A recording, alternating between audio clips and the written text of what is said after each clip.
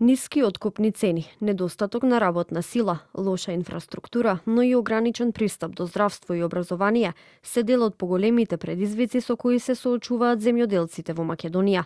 Председателот на Националната федерација на фармери, Стеванче Јордановски, рече дека за надминување на ваквите предизвици потребно е да се спроведат конкретни мерки и реформи со цел земјоделството во државава да може да опстане.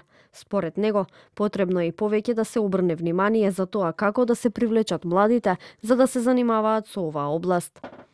Земјоделството и понатаму се соочува со предизвици како што е предизвикот на ниските откупни цени, тренд кој е забележан последни 20 години наназад, кој се рефлектира во самото работење на земјоделците и ги доведува во една незавидна положба во однос на социоекономскиот живот.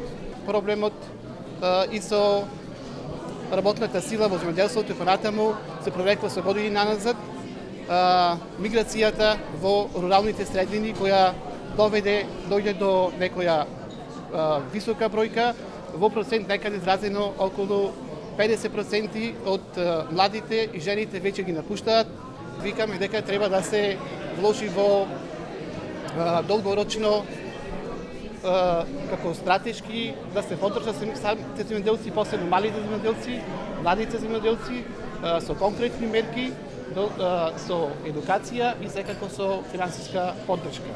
Покрај долгогодишните предизвици, земјоделците во моментов се соочуваат со нов проблем – недостаток на изголемување на цената за ѓубривата. Тие од државата бараат кризен фонд преку кој ќе им се помогне во набавка на ѓубрива. И како наш предлог тука би дале дека Федерацијата, државата, односно Министерството за земјоделство, шумарство и стопанство треба да преземи навреме конкретни мерки, како што, например, активирање на некој кризен фонд или интервентен фонд за да излезе пресед во набавката на тие репроматеријали, односно ѓубривата. Во однос на исплатата на субвенциите за минатата година, финансиска помош која се уште не ја добиле оризопроизводителите и сточарите, а која, како што велат, е клучна во подготовките за годинава, министерот за земјоделство вели дека парите се исплаќаат етапно. Сакам да напоменам дека ваквиот тренд на исплаќање субвенциите ќе продолжи во наредниот период согласно динамиката која што ја правиме како министерство и нормално согласно планот на исплата по останатите категории. Не би можел да кажам кога точно ќе бидат, меѓутоа еве овие 30 милиони евра поделени се показател дека го следиме состојбот и нормално секоја култура како што доаѓа во делот на обработка, жетва и прибирање дека ќе бидат исплатени субвенции. Во однос на одмрзнување на ИПАРД средствата за земјоделците, зашто ОЈОГОК поднесе обвинение за злоупотреба, Трипуновски рече дека министерството е во постојана комуникација со Брисел и очекуваат најбрзо што може да бидат одблокирани.